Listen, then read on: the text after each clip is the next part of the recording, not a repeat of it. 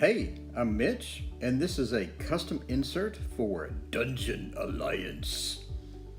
So, this is a board game with dungeon stuff, and the insert allows you to draw cards straight out of the box. It also fits all the little bits and pieces. There's your XP tokens, there's your dice, other tokens, and there's your monsters organized by monster level. So if you need a spider, you know where to get a spider. If you need a boss, they're in the back. If you need a common monster, they're in the front. So underneath that tray, which is removable, so if you go to a meetup, you just grab the tray and remove it. Same thing with the tokens. You just remove those and your tiles are there and has space for grabbing the tiles. And there is your little bit tray with your poison tokens, your damage tokens, and the bases for the minis.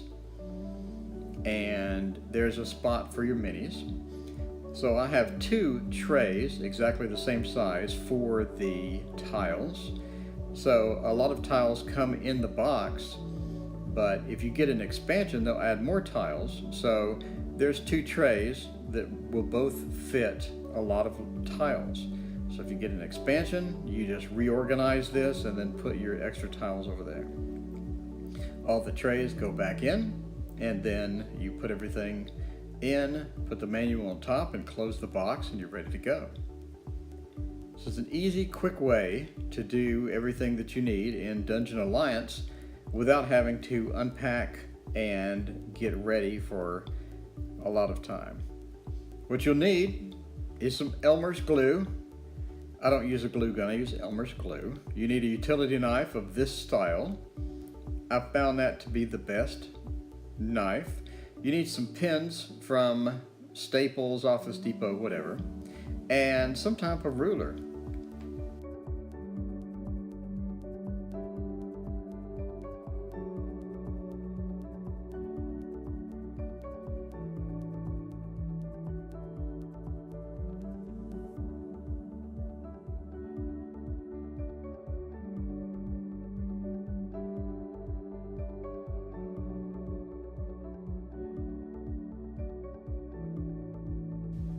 So now we'll start with the main box bottom and sides. So I don't really do any measurements for this. I just sort of make little marks inside of the foam board. And then I will just cut a little too big. I'd rather have my cut be a little too large than too small, because if it's too small, then you can't really recover from that. Now you have to go and throw that piece away and then make a new piece. So it's better to cut too large in the beginning. I think most people don't like to use plastic ruler because it will shred a little bit, but after a while you get used to it. So I made my adjustment and I cut off some strips until it fit perfect. And now the base goes in the box. You can, of course, skip this step and just glue everything to the box itself, but I like the little extra protection that offers. So now you want to put all your boards and manuals together and figure out how much room that is. Because when you make the sides, you want the sides to only come up enough to where the manual and the boards fit. Because everything that you need on top is going to be the manuals and the boards, and if you make it too high, they're not going to fit and the lid's not going to go on. So now we've done all the measurements, we just go and cut out the sides. Make sure they fit. Sometimes they're a little too wide. You need to adjust it a little bit. So here we want to get our height. So now again, this is the height of the manual and boards or whatever. So you see it doesn't come all the way up to the top. It's a little bit off. So now we're going to get a little bit of an adjustment, and once we get that where we want it, then we put it on the sides. So once you get one side done, you can use that as a guide and cut out the other sides as well. So now we're going to put all our stuff in, and then we're going to try to figure out how much to shave off to get it to go in perfect. So there we go. We just need a little bit. Again, I'd rather have it too big than too small. So it was too big. So now I just cut a little trim, little shave off of it until it fits exactly how I want it. So this is pretty much the easy part. So when we glue this, I glue it inside of the box, and I don't use a lot of glue. So I would rather not use enough glue, and then you can go back and put the clothing pins on it, and then it'll make a permanent seal, than have too much glue and it takes all night to dry. Elmer's glue only take about an hour to dry, and then you're ready to go. And then I'll end up putting a bunch of pins in it. So you can see, just shave it off until it matches exactly, and then use that as a guide to shave off the other piece to match that exactly.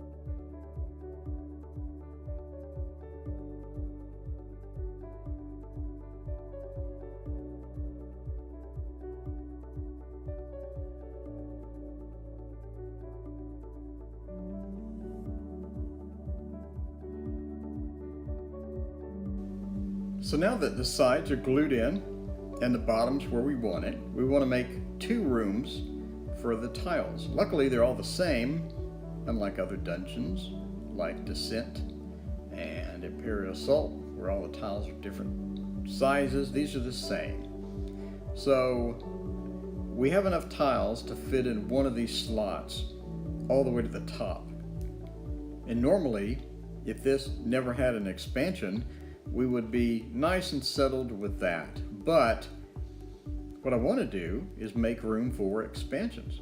So now what we're going to do is make two places for tiles, and in the meantime we're going to use one of them to fit the minis. So now we want to make little divots in these things so that you have room for your fingers to get in there and grab the tiles. So now we're sort of making sure the tiles fit before we glue. And now I'm marking with the pins where everything goes, and then you glue it down. And then after we glue it down, we make sure it's straight, and then we put the pins in. So when you put the pins in to allow the glue to dry, you want to make sure they go at an angle. So you can see I just gestured there at an angle. So when you put them in, if they're straight in and not at an angle, then it allows the foam board to move around. But if it's at an angle, it forces it to hold really well. So now you can see all the pins are at an angle, like a 45-degree angle, and they're holding the pieces together for the glue to dry. Then after the glue is dry, you take the pins out, and if it's a area that takes a lot of stress, in other words, you're going to be lifting with it, then I'll put the clothing pins in there. So now we put a card in, and we want to make one lawn slot for cards. Again, we have an extra slot for tiles, and we have lots of room for cards. So when we buy an expansion, we can just get that expansion box, take everything out, and put it in here. So we have room to grow. So now I'm measuring how far up I want these pieces to be.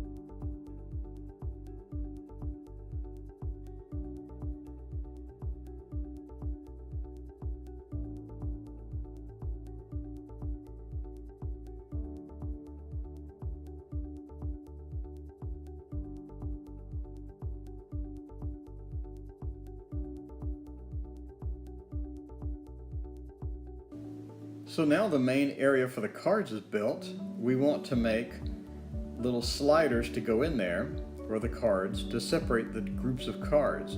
We have loot cards, we have character cards, we have solo cards, we have lots of different styles of cards. So what I want to do is I want to separate them in groups. So instead of having a straight up and down separator for the cards, what I want to do is angle it. If it's angled, you can reach in there and grab cards much easier. And the idea is to open the box and play out of the box. So if you need a card, you reach into the box and you grab a card. You don't have to take all the different cards out, lay them all over the table. If you want to, you just leave the box sitting aside and then grab cards as you need them. So if you need to draw a monster, you just grab that card. So here we making them all the same size, and then we're going to cut little angles in them so that it's easier to grab the card. Now one trick I like to do is when you put the first angle in and you put your first divider in, you can store stuff back in the back. So here, if I had some bigger miniatures or something, I would store it in the very back on this first divider. So now I'm looking at the groups of the cards. How many cards? So this group of cards has 75 cards. So I want to put that in and sort of figure out where I want that to be. So you can see that first divider there, the first wall, you can stuff things behind it. If you move it out a little bit, you can stuff things behind it. So that's a cute trick. So now that fits, and obviously I want to make plenty of room for expansions. So obviously the monster card section will have more monsters if they release an expansion, so make some room. The character cards will have more characters, so make extra room there too. So now I'm putting the pins in to hold that. So when you do these angled cards, you want to make sure to put the permanent pins in after glue dries, because the card gets heavy over time and it will break your little divider glue. So it's good to put the permanent pins in there as well. And I only use the permanent pins up top at the top of the dividers. No need for the bottom of the dividers. So now we're doing the middle section that's going to hold all of our bits. And this is how to make a tray. So I'll make several trays in here, but I'm only going to show you one because the technique is the same on all of them. The first thing you want to do is measure and make a base, and then you want your base to fit in loosely. So this is too tight. I mean, it fits, it's too tight. So now we're going to trim it, and we want it to fit loose. Again, it's too tight. I'd rather have it too large than too small. Still too tight, and trim it a couple more times. And now you can see it's perfect now, but I want to make it a little looser. There we go. Now it slides in, slides out, really easy. And again, I'm making one slight trim and then getting the length trimmed up. You can save a lot of time if you just measure, but I'm too lazy to measure, so this is how I do it. So now you can see that fits in just great. Now we make the walls. All you do is you hold that base piece up to another piece and then cut it. So now you measure your wall. You want it to come up to the top of the other walls so everything matches. You don't want one piece to be really tall and one piece to be really short. So now we're putting in pins and letting the glue dry, and this will be our bits tray. We're going to have an elevated area in the bits tray to store the monster tiles, because the monster tiles need to be organized. You can't just put those in a big pile. You can't just stuff them in a big pile because you're going to be sorting through those forever. So if you have something to where you need to index it, like the monster tiles, then what you're going to do is come up with an elevated area in this little tray. And your elevated area will allow you to index stuff. Like if you need cards, if you have small cards and you need them to be indexed, then you're going to have a area for that. So here we go, we're just putting the pins in, doing a little trimming, putting more pins in and letting the glue dry. So we'll let the glue dry overnight. So we have a nice dry area. As you can see, I'm putting the pins in at an angle that will hold the two pieces together very nicely. They will not separate when you do it at an angle. So now I'm getting my measurements.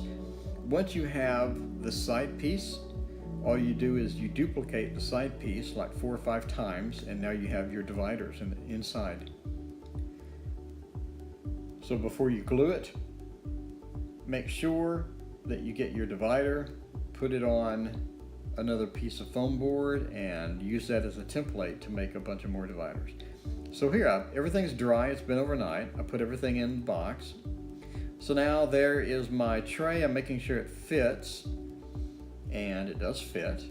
It's nice, it comes out easy, and it goes in easy.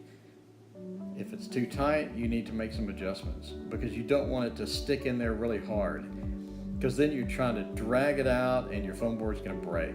Okay, so now I need to figure out how to do this indexing. So I'm getting one of the, you remember all the little pieces I cut for the dividers for inside? I'm getting one of those and I'm turning it sideways. So now, if I make an elevated part in the tray to where I can put the monster tiles. So I'm measuring, I'm putting one monster tile in there, making sure it comes up okay. So there we go. So now I cut a longer piece and I'm sticking all the monster tiles in there, and I'm making sure, I'm trying to figure out where to stop or where to cut it to where all the monster tiles fit, but it's not too long. So there's where I need it cut right there. I marked it with a pen. Now I'm going to take all of them out. I'm going to take the piece out and cut it. So I cut it, and then I put a separator inside that tray. So you can see a separator inside the tray. Now the monster tiles will fit on the left, and on the right we can fit the other tiles. So now I'm making sure that the sizing is okay, and then we're putting all the extra tiles. These are the bonus tiles, or whatever, the other tiles with the numbers on them. Okay, so now we're done. I hope you enjoyed this video. That is my Dungeon Alliance custom insert. It took about 2 hours total to make, and it's really nice, and I'm happy with it. So thumbs up, like, subscribe. Thank you for watching.